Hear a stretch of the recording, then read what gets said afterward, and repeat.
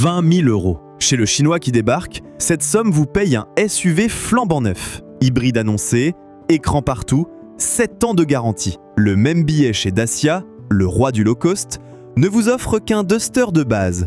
3 cylindres, 120 chevaux, 3 ans de garantie. Et encore, c'est la seule version qui passe sous la barre. La chinoise n'a rien bradé, c'est tout le reste qui a dérapé. Sur votre dos, chiffres et marge à l'appui. Alors posons les deux voitures côte à côte. Le même billet de 20 000 € sur le capot de chacune. D'un côté, l'Omoda 4, un crossover compact de 4,42 m de long, présenté à Pékin au printemps 2026, tarif d'entrée européen annoncé à partir de 20 000 €. Dans la gamme, une version hybride qui cumule 224 chevaux, une version électrique donnée pour 400 km d'autonomie, des écrans partout et surtout une garantie de 7 ans, 150 000 km sur toute la gamme. Derrière cette marque, il y a Chery, premier exportateur automobile chinois. 2 800 000 véhicules vendus en 2025, présents dans plus de 120 pays. Ce n'est pas un bricoleur de fond de cours. De l'autre côté, ce que 20 000 € vous achètent aujourd'hui chez Dacia, le Duster. Pas le beau Duster de la publicité, non. La version Essential Eco G 120. La seule, j'insiste, la seule qui passe encore sous les 20 000 €, à 19 990 précisément. Un 3 cylindres d'1,2 litre, 120 chevaux, 3 ans de garantie. Vous voulez la finition juste au-dessus? L'expression? Vous passez à 21 877. Vous voulez l'hybride? La vraie? 155 chevaux, 28 800 €. La version hybride du roi du low-cost dépasse aujourd'hui le prix moyen d'une voiture neuve de 2013. Voilà le décor.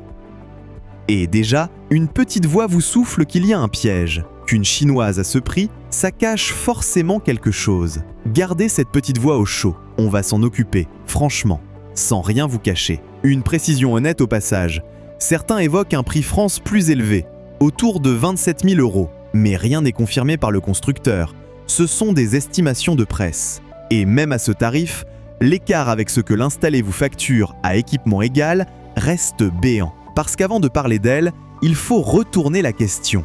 La vraie question, celle qui devrait vous mettre en colère, c'est comment le reste est-il devenu aussi cher pendant qu'on regardait ailleurs? Et le Duster, justement, raconte cette histoire mieux que n'importe quel graphique. En 2010, le premier Duster neuf, essence, 110 chevaux, coûtait 11 900 €.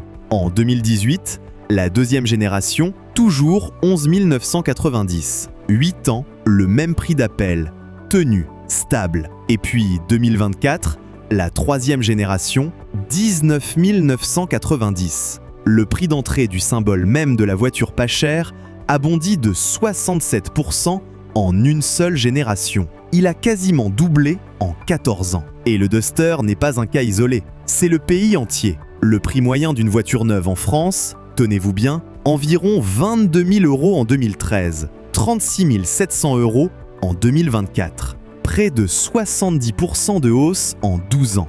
Et pendant ce temps-là, votre salaire, l'inflation générale, le niveau de vie, tout ça n'a grimpé que d'environ 20%. Faites le rapport vous-même. Le prix des voitures a monté 3 fois plus vite que votre pouvoir d'achat. 3 fois.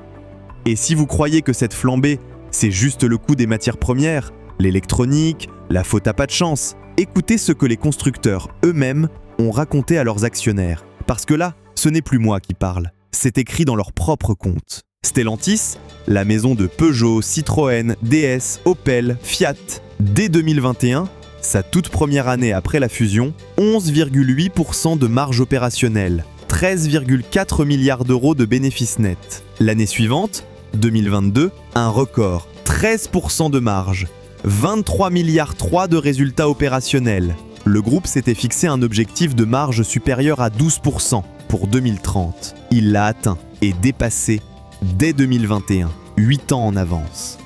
Réfléchissez-y 2 secondes. Quand une cible long terme tombe 8 ans plus tôt que prévu, ça ne veut pas dire que l'entreprise est un génie, ça veut dire que la cible était basse. Et surtout, que c'est vous qui l'avez remplie, à chaque bon de commande signé. Renault, même musique. Marge record historique de 7,9% en 2023, portée, je cite le groupe lui-même, par un effet prix positif de 7,4 points. Et le plus beau, c'est qu'il l'assume noir sur blanc. La stratégie officielle de Renault, dans ses propres documents, une politique privilégiant la valeur au volume des ventes, l'enrichissement des véhicules ainsi que des hausses de prix. Traduction en français courant, on vous vend moins de voitures, plus chères, bourrées d'équipements facturés au prix fort. La valeur dans cette phrase, c'est la leur. Le volume qui manque, c'est votre pouvoir d'achat.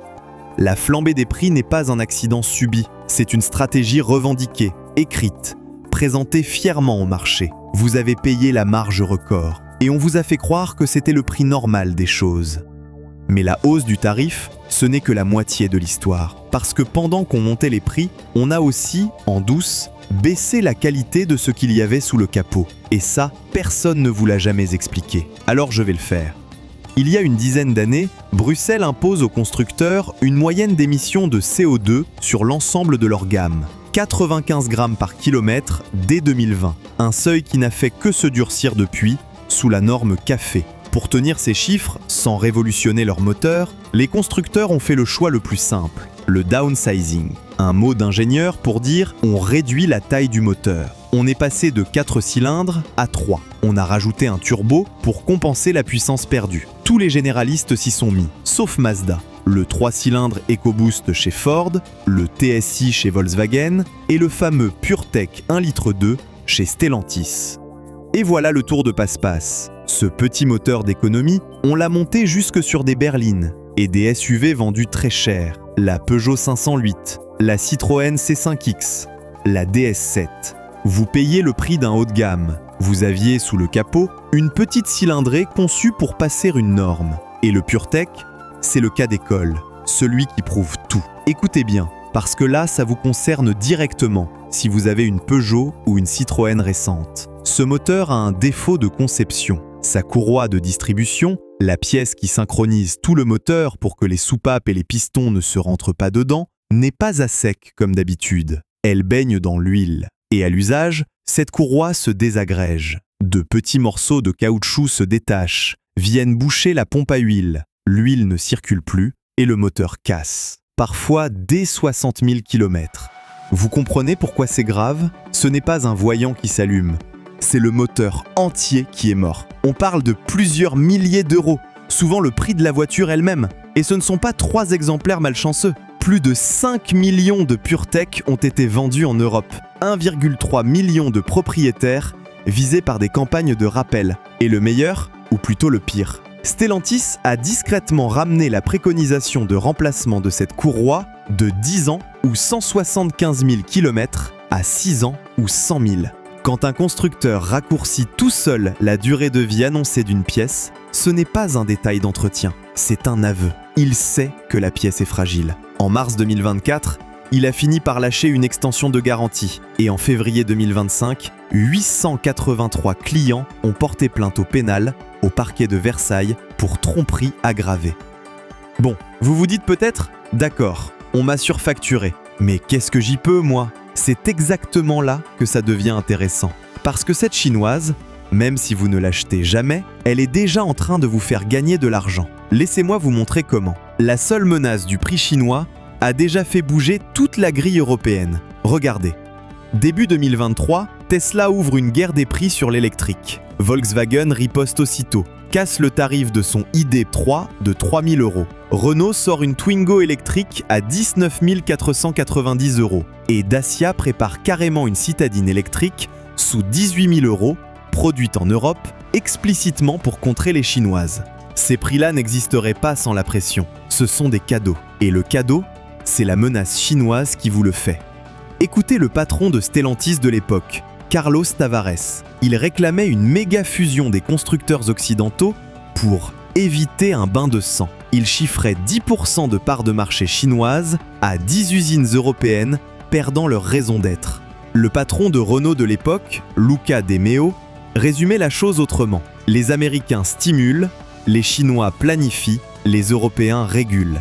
Le bain de sang, eux, ils en avaient peur pour leur marge. Mais pour vous, le bain de sang, c'était les 10 ans de hausse avant que quelqu'un ose enfin casser les prix. Alors, retenez ce mécanisme, parce que c'est lui qui vaut de l'argent. Le concessionnaire installé, en face de vous, C'est désormais qu'un client peut partir chez Chéri, il le sait. Et cette peur-là, dans son bureau, c'est exactement le levier qui rouvre la remise.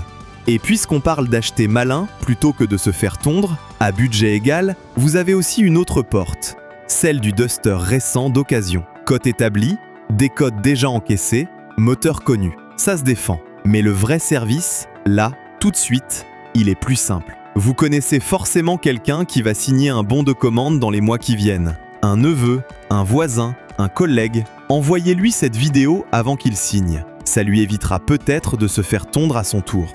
On continue. Mais avant le mode d'emploi, je vous ai promis d'être franc. Alors je le suis jusqu'au bout. Parce que si je vous vendais cette Omoda sans une seule réserve, je serais exactement le genre de bonimenteur que cette chaîne déteste. Cette voiture est un bon coup, oui, mais à des conditions précises. Premier problème, le plus lourd, la décote. Personne ne sait ce que cette voiture vaudra dans 3 ans. Pire, les données allemandes, je précise bien que ce sont des chiffres allemands, montrent que les modèles chinois électrifiés perdent leur valeur environ 2 fois plus vite que la moyenne, jusqu'à 60% en 3 ans. Un Duster à côté en conserve 75 à 80%. Vous voyez l'écart? Sur un achat comptant, à la revente, ça peut représenter plusieurs milliers d'euros partis en fumée. Deuxième problème, la cote, justement, on ne peut même pas la calculer. L'Argus le dit clairement, les volumes de vente de ces marques sont encore trop faibles pour établir une cote fiable. Autrement dit, si vous achetez cash, vous pariez sur une valeur que personne, pas même les experts, ne sait estimer aujourd'hui. Troisième problème, les pièces et le réseau. Omoda arrive avec 74 points de vente et de réparation au printemps 2026, l'objectif étant 130 d'ici la fin de l'année. C'est un début. Et sur ces marques neuves, la disponibilité des pièces, c'est le vrai talon d'Achille. 3 à 8 semaines d'attente couramment pour un élément de carrosserie. Dans des cas extrêmes, on a vu chez MG un pare-choc mettre 8 mois, un pare-brise 5 mois. Le réseau vous promettra chaque Français à moins de 45 minutes d'un point de service. Rassurant. Sauf que le problème n'a jamais été la distance jusqu'au garage. C'est le temps que met la pièce à arriver dedans. Et pendant ce temps-là, votre belle garantie de 7 ans, elle, continue de courir sagement pendant que la voiture dort dans la cour. Et puis les signaux de jeunesse. L'Omoda 5, le modèle du dessus, aurait fait l'objet de rappels. Un problème de frein en Australie début 2024, un souci de transmission au Royaume-Uni début 2026. J'emploie le conditionnel et je le dis clairement. Ces rappels ne concernent pas la France, où ce modèle n'est même pas vendu. Ce ne sont pas des accidents français. Ce sont des signes qu'une marque jeune se fait encore les dents à l'étranger. Et l'Omoda 4 elle-même, elle n'a pas encore passé le crash test Euro NCAP. Les 5 étoiles qu'on vous vantera, ce sont celles de ses cousines, pas les siennes. On ne note pas les étoiles du voisin. Voilà les réserves. Elles sont réelles, je ne les balaie pas d'un revers de main. Elles décident simplement de la façon dont vous devez jouer ce coup. Et c'est là qu'on arrive au mode d'emploi. Parce que la bonne question avec cette voiture, ce n'est pas « faut-il l'acheter ?» C'est « comment m'en servir pour arrêter de me faire tondre ?» Et la réponse dépend de qui vous êtes. 3 profils, 3 stratégies.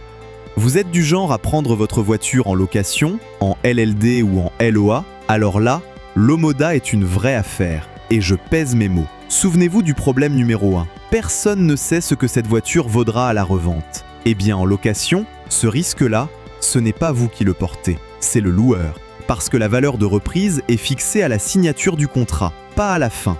Vous transférez au loueur, noir sur blanc, le pari que personne ne sait chiffrer. Et Omoda entre justement par cette porte. Financement sans apport, offre de lancement des 299 € par mois.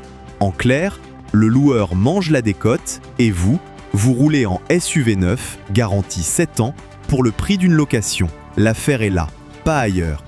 Deuxième profil, vous achetez comptant et vous gardez vos voitures 8-10 ans, loin d'une grande ville. Pour vous, franchement, ce n'est pas encore le bon coup en achat cash. La décote inconnue, la cote impossible, le réseau qui met des mois à s'installer près de chez vous, vous prendriez tous ces risques à votre compte. Mais, et c'est un gros mais, ce devis Omoda à 20 000 €, imprimé, glissé dans votre poche, devient l'arme de négociation la plus efficace que vous ayez jamais eue face à un concessionnaire. Vous poussez la négociation en fin de trimestre, quand le vendeur court après ses objectifs. Comptez 3 à 5% de remise en plus. En fin d'année, sur un millésime qui se termine, 5 à 8%. Et troisième profil, celui qui ne veut pas entendre parler de chinois, jamais, sous aucun prétexte. Je le respecte. Eh bien, même vous, vous gagnez déjà. La Twingo électrique à 19 490 €, la future Dacia sous 18 000, ces prix-là ne sont tombés qu'à cause de la menace chinoise. Vous en profitez sans acheter la moindre voiture importée. Le simple fait que Chery existe a déjà rouvert votre pouvoir d'achat, tranquillement, sans vous demander votre avis. Alors voilà où on en est vraiment. On a passé 10 ans à vous expliquer que le prix montait parce que c'était comme ça. La vie, les normes, les coûts, la faute à personne. Et le jour où une chinoise débarque avec un SUV neuf à 20 000 €, on vous souffle à l'oreille que c'est louche, que c'est trop beau, qu'il y a forcément une entourloupe. Retournez la phrase une bonne fois. Ce n'est pas elle qui est trop peu chère, c'est vous qu'on a fait payer trop cher, trop longtemps, en vous demandant poliment de trouver ça normal. Imaginez la scène. Vous entrez chez le concessionnaire du coin, celui qui vous vend le même SUV depuis 15 ans au tarif qu'il arrange. Vous posez, sans un mot, sur son bureau, le devis Omoda à 20 000 € et vous regardez son sourire changer. Ce petit bout de papier, vous n'avez même pas besoin d'acheter la voiture qu'il y a derrière. Il travaille déjà pour vous, tout seul, à la seconde où vous le sortez de votre poche. La prochaine fois qu'on vous jure qu'un prix, c'est un prix, posez ce devis sur la table et regardez le prix bouger.